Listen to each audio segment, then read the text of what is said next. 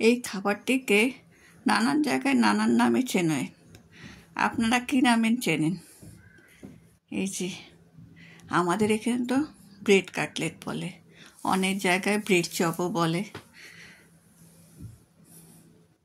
এই দেখুন আলুর তরকারি বানিয়েছি, সেটাকে ভালো করে স্ম্যাশ করে নিচ্ছি, একদম ছোট ছোট গলিয়ে নিচ্ছি যাতে গোটা গোটা না থাকে।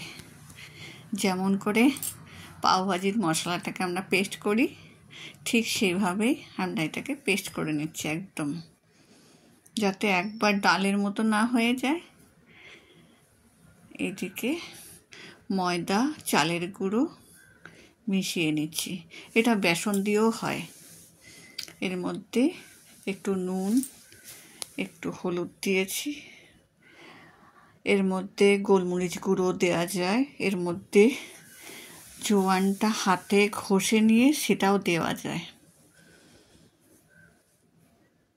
এই দেখুন ব্রেডটা ছুরি দিয়ে কেটে নিচ্ছি, হাত দিয়ে কাটলে না বেঁকা বেঁকা হয়ে যায়, কিন্তু ছুরি দিয়ে কাটলে সমান হয় একদম।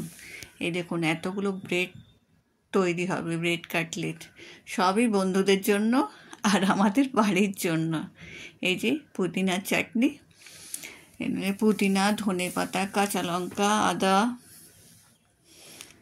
লেবু দিয়ে একটু নুন দিয়ে করে রেখেছি। আর এই তরকারিটা ভালো করে দিয়ে সাইড একদম সমান করে দিয়ে তার উপর দিয়ে আর একটা ব্রেডের টুকরো দিয়ে দিলাম। এইভাবে সমস্ত ব্রেডগুলো কোটিং করে নেব। এই যে সব ব্রেডগুলোর ভেতরে এইভাবে আলুর মশলাটা দিয়ে দেবো।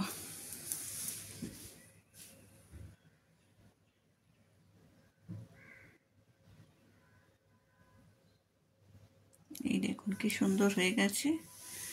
এইভাবে যে এতগুলো হয়ে গেছে, ওইগুলো বাকি আছে সামান্য কিছু।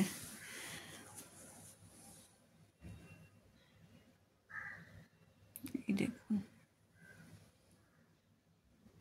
তা একবার খেলে আর ছাড়তে চাইবেন না, এত ভালো লাগে। এই তো শীত পড়লো, এবার প্রতিদিনই হবে, কিছু না কিছু তৈরি করতেই হবে। এটা তো বন্ধুদের জন্য, কিছুটা বাড়ির জন্য থাকবে, তবে বেশিটাই বন্ধুদের জন্য। সবাই মিলে একটা অনুষ্ঠানে আমরা সব যে যা বাড়িতে রান্না করবে নিয়ে আসবে, তাই আমি ঠিক করেছি এটাই নিয়ে যাব। এই দেখুন হালকা আঁচে ভালো করে করতে হবে যাতে ভেতরেরটা কাঁচা না থাকে।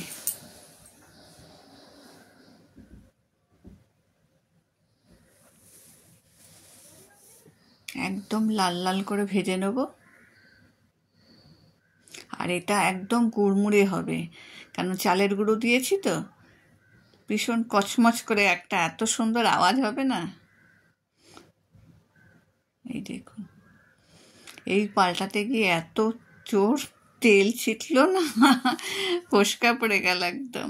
সেই জন্য নেক্সট বারে আর একটা খুন্তি আমার হাতে নিতে হলো ওঠানোর জন্য। এই দেখুন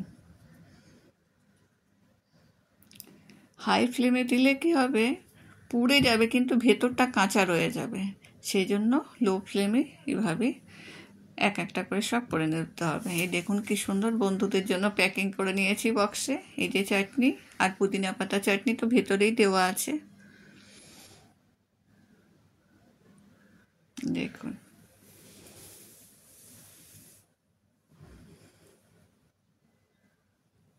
ভিডিওটি কেমন লাগলো অবশ্যই জানাবেন, লাইক কমেন্ট করবেন।